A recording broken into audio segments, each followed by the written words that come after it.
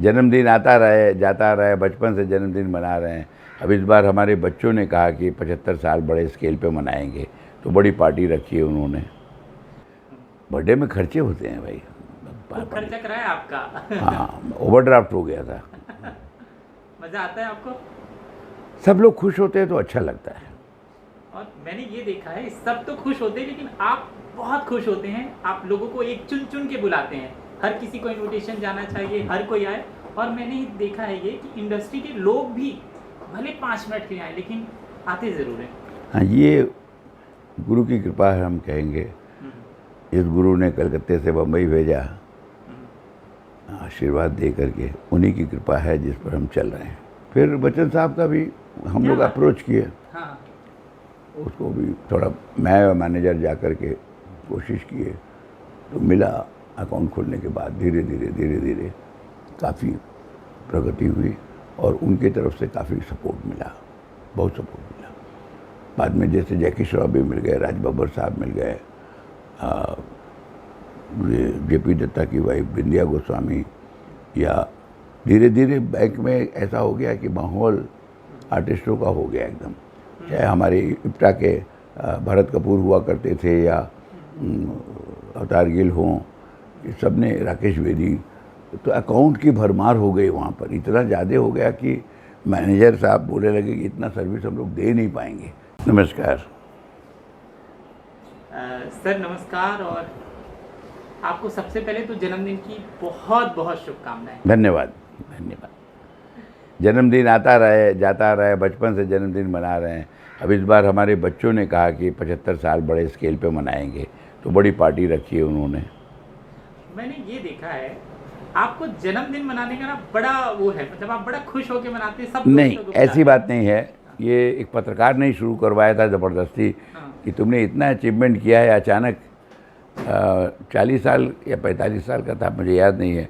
ज्योति वेंकटेश पुराने जर्नलिस्टों में से हैं, हाँ, हाँ, तो बोले अंजन चलिए, अभी अभी वो एक बी आर चोपड़ा ऑफिस के ठीक सामने एक होटल है, वहाँ चल के बुक कराया।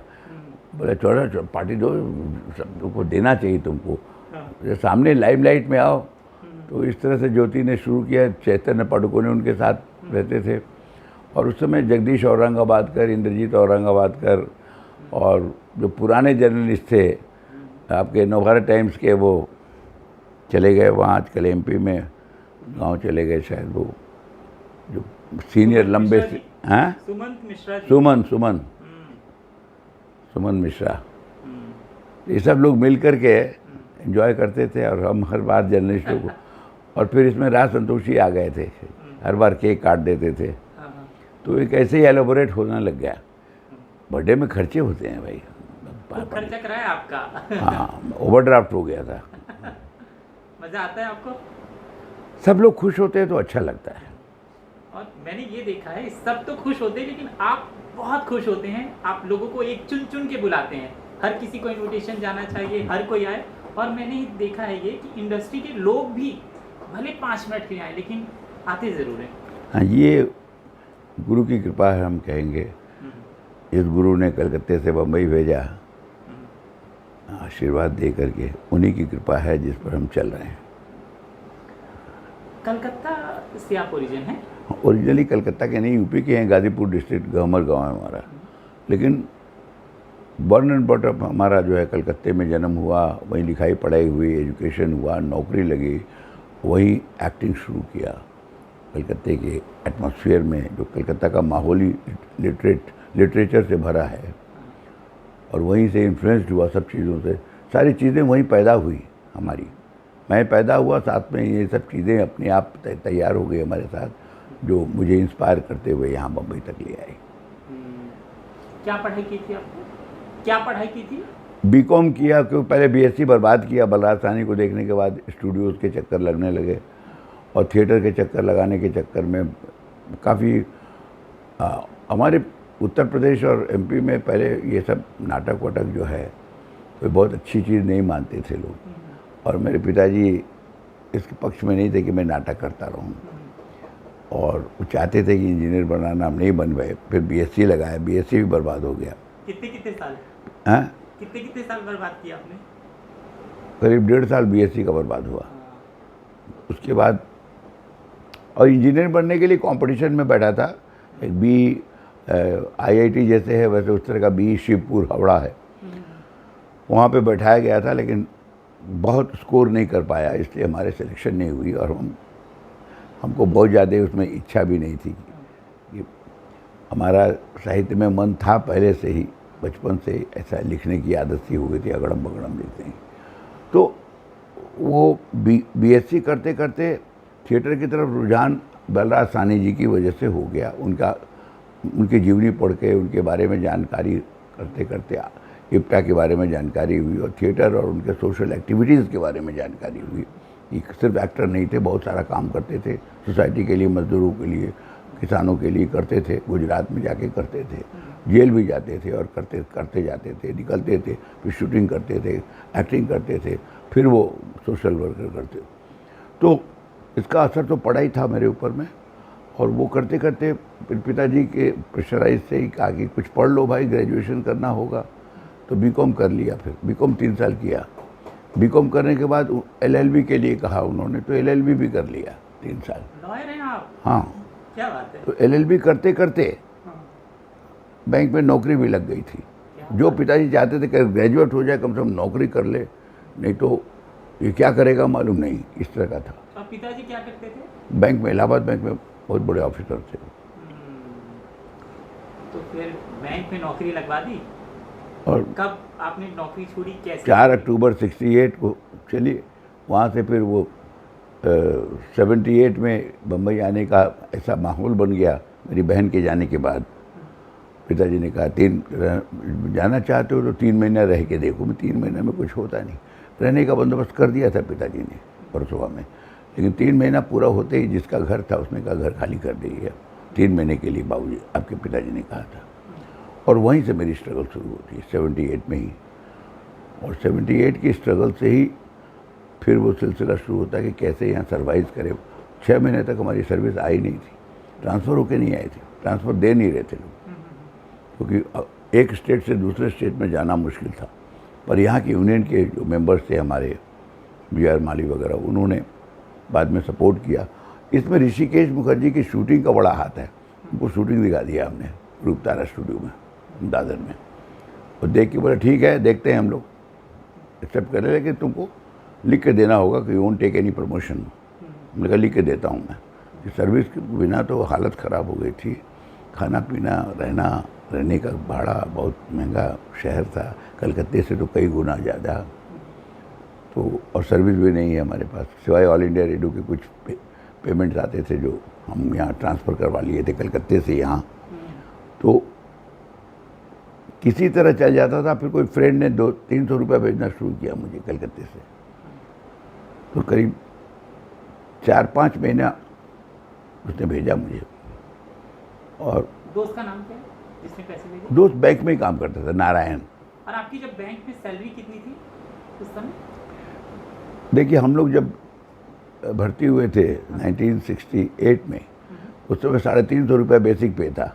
उस पर DA वगैरह मिला के करीब 900-1000 हो जाता था। उतना काफ़ी ज़रूरी था। जबकि बम्बई में जब सैलरी ट्रांसफ़र हुई है, जब ये सैलरी मिलने लगी तो 20 दिन में ख़त्म हो जाता था। यहाँ तो महंगाई इतनी थी, तो कुछ तो चलने लगा ना। उछल पाव नहीं खाना पड़ा। होटल में जाके चावल दाल खा सकते थे। तो वो जो बैंक की नौकरी थी वो आपने ट्रांसफ़र ली मुंबई की, ऑल इंडिया की क्या? नहीं, इलाहाबाद बैंक की नौकरी यहाँ ट्रांसफ़र ली। यहाँ ट्रांसफ़र ली, ओके। यहीं ट्रांसफ़र होना, तभी ना हमारा गुजारा तो हो। कहाँ पे बैंक था? यहाँ पर कहाँ पर बैंक था? यहाँ पे आए, पहले बांद्रा में 6 महीना 10 दिन 12 दिन वहाँ रहे। फिर वहाँ से बकोला में यूनिवर्सिटी के सामने एक है ब्रांच, वहाँ गए 7-8 दिन। फिर करीब 10-12 महीना वहाँ रहे फोर्ट ब्रांच में, मेन ब्रांच। वहाँ करते करते एक तो वहाँ अपनी आकाशवाणी का प्रोग्राम ज़्यादा कर पाते थे, नज़दीक था आकाशवाणी। और वहाँ से थिएटर भी ज्वाइन कर चुके थे इस बीच में, इप्टा का तो रास्ता मिल गया था मुझे। बहुत कुछ बोल चुका हूँ मैं कई लोगों को ना, थक गया हूँ। तो इप्टा में जो है करने के साथ साथ जब इधर आए जुहू विले पार्ले ब्रांच, जो मैं चाहता था, और वहाँ पर हम जो आए तो सेट हुए तो लंबा चले, 99 तक चले हमारी टर्म्स, क्योंकि तरीका यही था कि बैंक का काम क्या था बेसिकली, डिपॉजिट मोबिलाइजेशन। तो ईश्वर ने वो बुद्धि दी कि किस तरह से हम अपनी इंडस्ट्री के लोगों को इसमें डाल दिया, एक एक करके सबने कोऑपरेट किया। पहला इंडस्ट्री का किसका अकाउंट ओपन किया था? इंडस्ट्री के बहुत सारे लोग जो कैमरामैन, टेक्नीशियन, जिनके साथ काम किया, लोगों को पता चला कि मैं यहाँ काम करता हूँ तो अकाउंट खुलाने के लिए आ जाते थे। जो गली में कुछ लोग रहते थे, लाइटमैन वगैरह। फिर बच्चन साहब का भी हम लोग अप्रोच किए, हाँ। उसको भी थोड़ा मैं और मैनेजर जा कर के कोशिश किए, तो मिला। अकाउंट खोलने के बाद धीरे धीरे काफ़ी प्रगति हुई और उनकी तरफ से काफ़ी सपोर्ट मिला, बहुत सपोर्ट मिला। बाद में जैसे जैकी श्रॉफ भी मिल गए, राज बब्बर साहब मिल गए, जेपी दत्ता की वाइफ बिंदिया गोस्वामी, या धीरे धीरे बैंक में ऐसा हो गया कि माहौल आर्टिस्टों का हो गया एकदम। चाहे हमारे इप्टा के भरत कपूर हुआ करते थे या अवतार गिल हों, सब ने, राकेश बेदी, तो अकाउंट की भरमार हो गई वहाँ पर। इतना ज़्यादा हो गया कि मैनेजर साहब बोलने लगे कि इतना सर्विस हम लोग दे नहीं पाएंगे जिस तरह की सर्विस इनको चाहिए। और मैं डोर टू डोर सर्विस देने में होशियार था, इसलिए मैं तो मैंने चेयरमैन लेवल पे ये कहा गया कि हर 6 महीने का इसका जो डिपॉजिट मोबिलाइजेशन है उसका हमको रिपोर्ट भेजिए। और फाइनली चेयरमैन ने कहा ही कि मुझे, आप जुहू ब्रांच में है लेकिन आप मेरे अंडर हैं, आपको कोई तकलीफ नहीं होनी चाहिए, बैंक को छोड़िए मत। तो इसमें बच्चन साहब का बहुत बड़ा हाथ रहा है, नो डाउट, क्योंकि वो भी नौकरी करते थे एक ज़माने में और उन्होंने ये जाहिर किया था कि बहुत मुश्किल होता है नौकरी और ये काम करना एक साथ। साथ में गृहस्थी भी हो गई थी, 82 से गृहस्थी हो गई थी। तो बहुत 3 शिफ्टेड डे जो कलकत्ते में करता था, लॉ क्लास और बैंक और थिएटर, वो यहाँ भी चलने लगा। क्या बात है। पहला ऑन सेट काम कौन सी फिल्म के लिए, कौन से सेट पर गए थे? यहाँ पर तो ऋषिकेश मुखर्जी ने गोलमाल में SL स्टूडियो में पहली बार बुलाया था और वहीं पर 2-3 बड़े आर्टिस्ट थे, उत्पल दत्त, ओम प्रकाश जी और केशव मुखर्जी, उनके साथ एक सीन हो गया छोटा सा। और धीरे धीरे ऋषिदा ने फिर बेमिसाल फिल्म में दिया, तो उनका भी बड़ा एहसान रहा है बिगिनिंग डेज में। फिर अपने इप्टा में रमेश तलवार जी ने सवाल फिल्म दी, रमन कुमार ने साथ साथ में काम करवाया, विनोद चोपड़ा और ये कुंदन शाह की पहली फिल्म, मतलब उनकी एक प्रोजेक्ट थी NFDC की सजाए मौत। तो इस तरह से फिर टीनू आनंद से मुलाकात हो गई कि ख्वाजा अहमद अब्बास के घर, तो टीनू आनंद से भी काम मिला। नक्सलाइट में टीनू और मैं दोनों काम कर रहे थे, तो टीनू जब फिल्म बनाया, वो क्या नाम था, फिल्म का नाम भूल गया मैं, जिसमें अमिताभ बच्चन थे, जिन्होंने अमिताभ बच्चन को लेके कालिया में एक छोटा सा रोल दिया। वो भी याद है कि मुझे दाढ़ी अपने खुद नहीं बनाता था मैं, तो एक दिन संडे के दिन वहीं रहता था जुहू पे, अब्बास साहब के घर के पीछे एक रोहित सोसाइटी में पेइंग गेस्ट रहता था। तो उनके चलो शूटिंग कर, मैंने दाढ़ी तो बनाई नहीं है, तो बना लो। हम लोग बनाना नहीं आता मुझे, मैं खुद नहीं बनाता हूँ, सैलून चाहिए। जाके एक सैलून खुलवाया जुहू में, बंद था, खुलवा कर मेरी दाढ़ी बनवाई, बना के ले गया। और मुझे सेट डिसमेंटल करना है यार, हमको लास्ट डे का शूटिंग है, तो कालिया में उसने एक काम करा दिया। इस तरह से काम करते थे और थिएटर करते जाते थे। थिएटर में ज़्यादा इंटरेस्ट था मेरा। तो बच्चन साहब के साथ पहली मुलाकात कालिया के सेट पर हुई थी कि जब बैंक? नहीं, बैंक के थ्रू से। बैंक के थ्रू। जब उन्हें देखा जाए तो बैंक से पहले बेमिसाल में मुलाकात हो गई थी, देख लिया था कि उस फिल्म में डायरेक्ट उनके साथ सीन नहीं था मेरा, विनोद मेहरा के साथ सीन था, अरुणा ईरानी के साथ था। डॉक्टर की कहानी है बेमिसाल।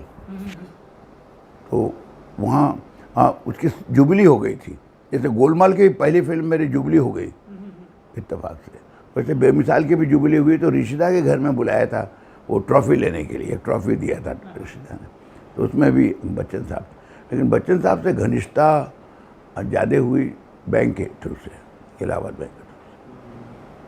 सबका अकाउंट खोला है बच्चन साहब का, मतलब जया जी का, बच्चन जी का, बच्चों का, किस किस का अकाउंट खोला था आपने? बच्चन साहब के यहाँ से कितने अकाउंट ओपन किए थे? कितने काम? कितने अकाउंट्स ओपन किए थे बच्चन साहब के यहाँ? पूरे परिवार का अलग अलग ओपन किया था? नहीं नहीं, कुछ ट्रस्ट अकाउंट था, कुछ उनकी कंपनी जो नहीं खुली थी ABCL, उसका अकाउंट लिया था। और उनके अकाउंट्स जो थोड़े बहुत उनके अपने यहाँ नहीं होते थे, ज़्यादा कंपनियों के होते थे। क्या कहते थे बच्चन साहब आपको कि जैसे कि एक बात ये वो कही? ज़्यादा कुछ बोलते नहीं थे, वो उनके अकाउंटेंट से मिला देते थे, वो उनसे मिल करके चले आते थे। पर यह है कि होली दिवाली में याद करते थे वो लोग। अपनी पार्टियों में बुलाते थे हाँ, आपको? अपने मेरी परिवार से बात करते थे, जया जी बच्चों को भी लेके आइएगा। आप जाते थे? बुलाएंगे तो जाना ही पड़ेगा। अब बात ऐसा था कि हरवंश राय बच्चन जी मेरे पिताजी के इंग्लिश के प्रोफेसर थे, जिसका जिक्र बच्चन साहब से हमने कभी नहीं किया। और बच्चन साहब की फैमिली के बारे में थोड़ा बहुत जानकारी थी मुझे, लेकिन वो ज़रा गंभीर रहते थे, उस बारे में ज़्यादा इधर उधर की बातें वो। ये भी बड़ा इत्तेफाक है कि कोलकाता में उनका भी शुरुआती समय रहा है नौकरी के आसपास वाला, बर्ड कंपनी में। हाँ, आपका भी वहाँ रहा है ना? ये बात आपने कभी चर्चा की कि मैं? हाँ, वैसा इत्तेफाक ही है। हाँ। गए होंगे अपने इलाहाबाद से, वहाँ गए थे नौकरी करने के लिए। उनकी लाइफ पढ़ी है, थोड़ी बहुत आइडिया है। तो कालिया के सेट पर जब मिले आपसे, मतलब बेमिसाल उनसे नहीं, प्राण साहब के साथ सीन था। अच्छा, उनके साथ सीन था। उनके से मिले शहनशाह में, डायरेक्ट टीनू आनंद की ही फिल्म थी। हाँ हाँ हाँ। शहनशाह और नेता का रोल था, और उनके कॉलर वॉलर पकड़ करके उनको वर्दी उतारने की धमकी दे रहा था मैं। एक नेगेटिव टाइप का कैरेक्टर था मेरा। और उसके बाद मेरे ख्याल में खुदा गवाह, और इसमें भी था एक बच्चों का था ना ये अग्निपथ। अच्छा, अग्निपथ। अग्निपथ में एक छोटा सा रोल दिया था, बस तो बच्चन साहब के इंस्ट्रक्शन से ही आया होगा। फिर खुदा गवाह के बाद बहुत दिनों के बाद जब 3 पत्ती में काम किया बिहार में, क्योंकि वो भी हमारी कस्टमर थी, जो प्रोड्यूसर थी, क्या नाम है, हिंदुजा लेडी। तो वागले ने सबको मोहित तो किया हुआ था। तो फिल्मों से टीवी पे कौन से टाइम पे आना हुआ आपका? जब टीवी शुरू हुआ, 80? ये जो जिंदगी, वहीं से कुंदन ने बुलाना शुरू किया। कुंदन के साथ जितना मैक्सिमम काम किया, जो डायरेक्टर जो हमको सबसे ज़्यादा पहचान पाया वो था कुंदन शाह, फिर उससे राज संतोषी। जब क्योंकि टीवी बहुत ज़्यादा टाइम कंज्यूम करता है आपका, तो फिर बैंक की नौकरी और टीवी सब चलता था। कैसे बैलेंस करते थे? कैसे करते रहे, जो सामने आता उसको करते रहना। काम मेहनत पड़ती थी, लेकिन सुबह भी बाबा जी का बाइस्कोप एक सीरियल करता था, दोपहर में RCF राष्ट्रीय केमिकल फर्टिलाइजर के ऑफिस में चेंबूर के में वो स्मिता पाटिल और राज बब्बर की एक फिल्म थी, वो कर रहा था। एक टाइम में रवि टंडन जी ने हमको बलाड पेयर में होल नाइट शूटिंग कराया था। स्मिता पाटिल और डॉक्टर मेहता, मिस्टर मेहता, एक पत्रकार जिसका खून हो जाता है एक फिल्म में। और उसके बाद मैं फिर शाम को थिएटर भी, फेस्टिवल भी चल रहा था, तो करता चला जाता था। कई बार ऐसा होता था कि करीब 10-12 दिन ऐसा हुआ कि लगातार हमको सोने की मुश्किल हो गई थी, सोने समय नहीं मिल रहा था। तो जो आता था करता रहूँ, मैं यही करता रहा था। आर्टिस्ट के साथ ये बहुत होता है, कई बार बाहर के लोगों को लगता नहीं है कि सोने का, और जब कई बार 36, 48 घंटे नहीं सो पाते, तो कोई आपको ऐसा याद आता है कि आप कभी ऑटो में सो रहे हैं, कभी सेट पर सो रहे हैं, कहीं पर भी? कई बार ऐसा होता है सर। देखिए, बम्बई है, हमारा शहर नहीं था उस वक्त, अभी हुआ है बम्बई, लेकिन उस समय नए आए थे तो ऑलवेज अलर्ट रहना पड़ता था। अलर्ट, आदमी फट से कहीं सोएगा नहीं, घर जाने की जल्दी होती थी कि घर जाके किस तरह एक बार लुढ़क जाए। और पूजा करने की आदत है, शायद सुबह शाम दोनों टाइम में एक बार याद करने की, ईश्वर को याद करने की। तो रहना इस पूरे समय कहाँ था? जुहू में ही रहना हो रहा था? नहीं, मनीष नगर 4 बंगला रहता था, तो घर लिया था वहाँ ही। अच्छा, खरीद लिया था घर? बैंक से लोन लेकर के घर ले लिया था 1,10,000 में। क्या बात है। ओके।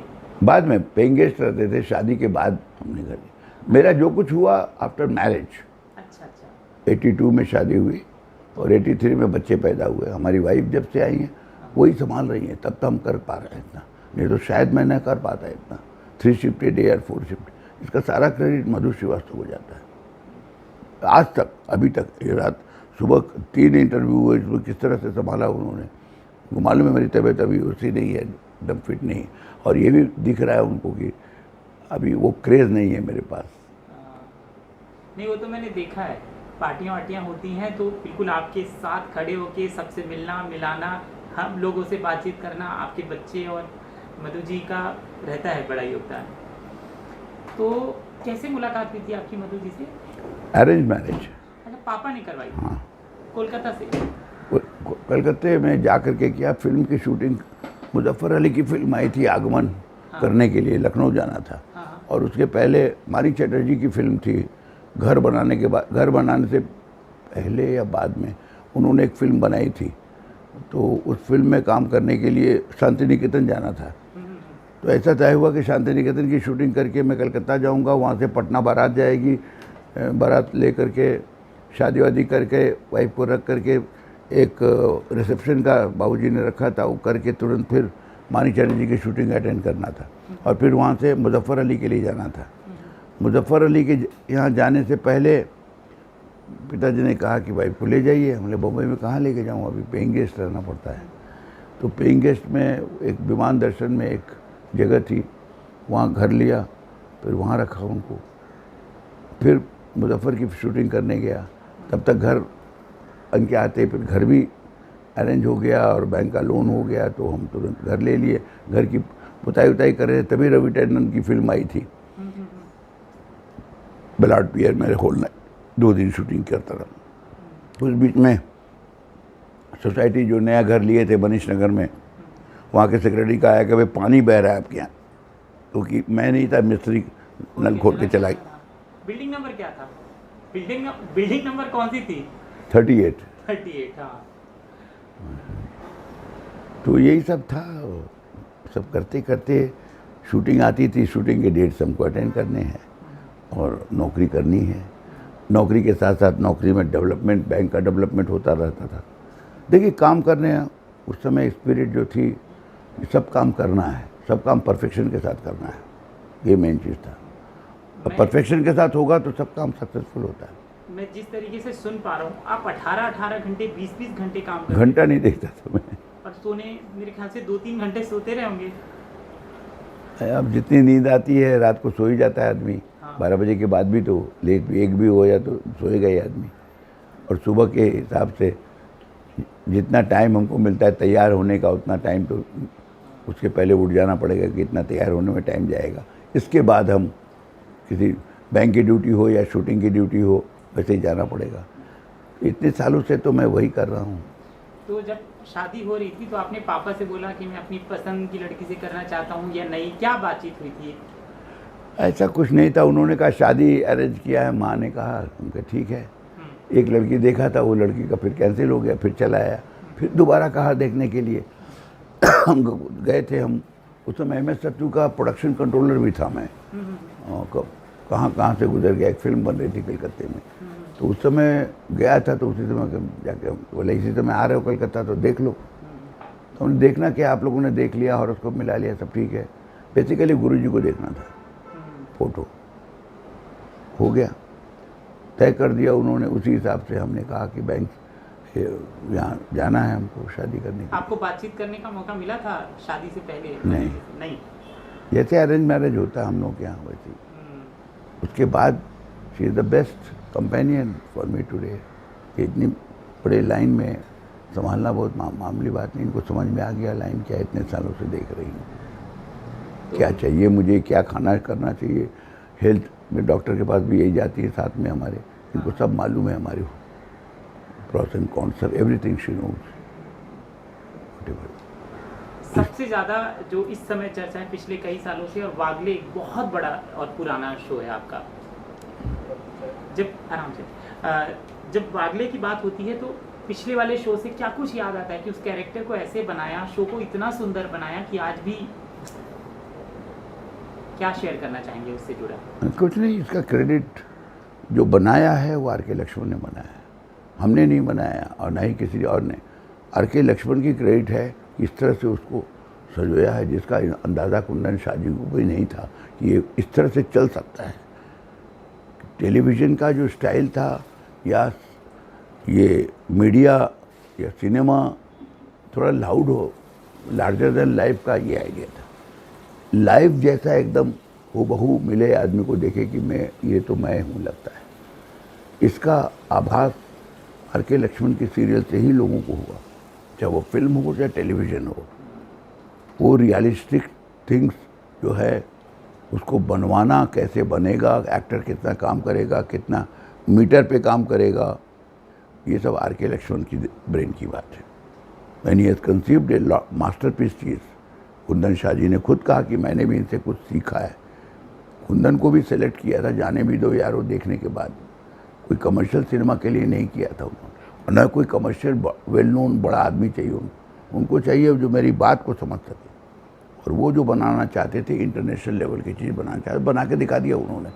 अच्छा है, हमारा ये काम नहीं है, आई एम ए कार्टूनिस्ट। जो आपके टाइम्स ऑफ इंडिया में कार्टून बनाते थे,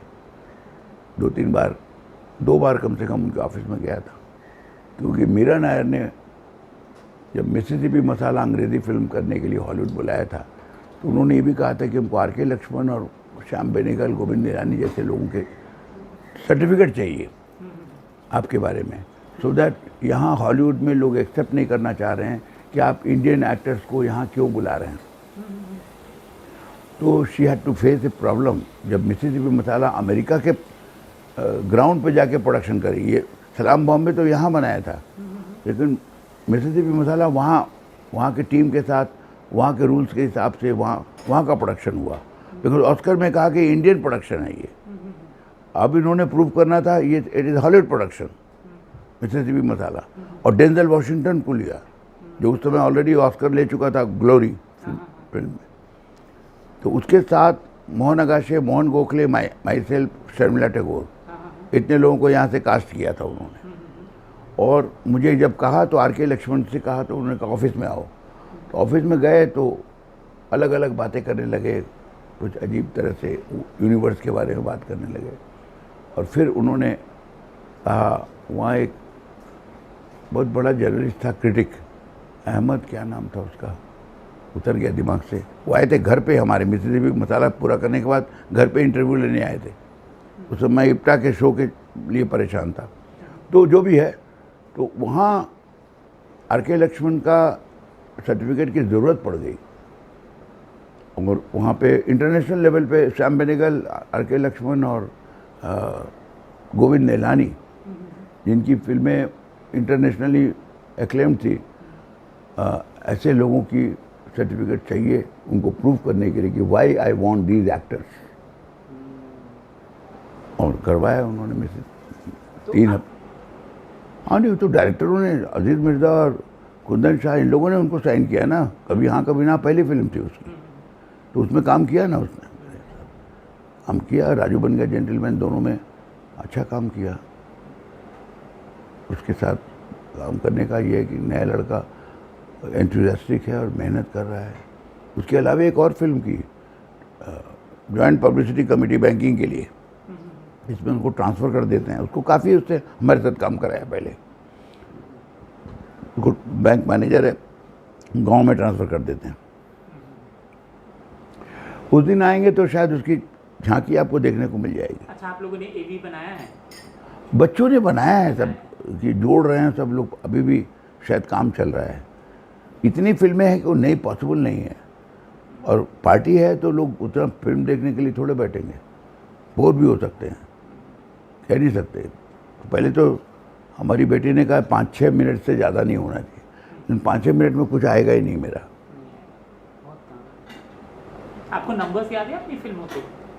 आपको अपनी 180 फिल्में से ज़्यादा, 34 सीरियल है, 54 साल थिएटर है, एड्स हैं, 2-3 शॉर्ट फिल्म्स हैं, 2 वेब सीरीज़ हैं।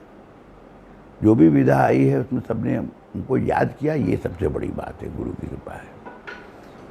इंडस्ट्री जिस तरीके से इन 50 सालों में बदली है, आपने देखा है बहुत करीब से भी, और बहुत प्रोड्यूसर ख़त्म हो गए, चले गए। तो कैसे बदली धीरे धीरे? नए लोग, बिकॉज टेक्निक बदला, डिजिटल का जब ज़माना आया तो डिजिटल में बहुत लोग हाथ साफ कर सकते थे और इसमें अच्छे डायरेक्टर भी आ गए। अभी अभिषेक सेनगुप्ता जो नया आया है वो OTT बना बना करके फेमस हुआ है और अच्छी अच्छी फिल्में बना रहा है। उनके साथ कैंसर बीच एक OTT किया मैंने, जो सोनी लाइव पे चल रहा है।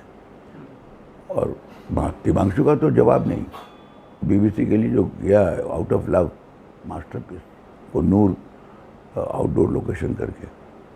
Divanshu Dhulia was a good writer. Raj Santoshi ji के साथ भी कुछ लिखने का काम किया है उन्होंने, और डायरेक्टर तो जवाब लाजवाब है।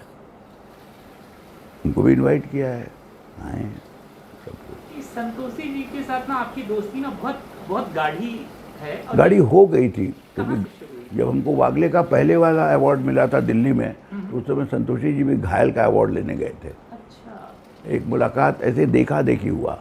उनसे मुलाकात तब हुई जब सुतानु गुप्ता राइटर जो थे, एडिटर थे बेसिकली वो, उन्होंने मेरी तारीफ़ की और दामिनी के कास्टिंग के समय उन्होंने मुझे बुलाया अपने ऑफिस में, और तब से संतोषी जी के साथ इंटरेक्शन ज़्यादा बढ़ गया। और उनके साथ 7 फिल्में की, 7 फिल्म्स, 7 फिल्म्स, ये एक के बाद एक, घातक, बरसात, पुकार, चाइना गेट, हल्ला बोल, फैमिली, बहुत सारी फिल्में। जब उनकी फिल्म तैयार होती थी लिखना दामिनी के समय से, तो आपको फोन आ जाता था उसके बाद कि भाई एक रोल है? हाँ, सेटिंग में भी कई बार बुलाते थे। हाँ। उस समय के रहना होते थे और 2-3 और राइटर होते थे। तो दामिनी से ही एंथुसियास्टिक और काफ़ी फायर है संतोषी में, लेकिन इतना बड़ा प्रोडक्शन हो जाता है कि उसके लिए फाइनेंस और ये सब चीज़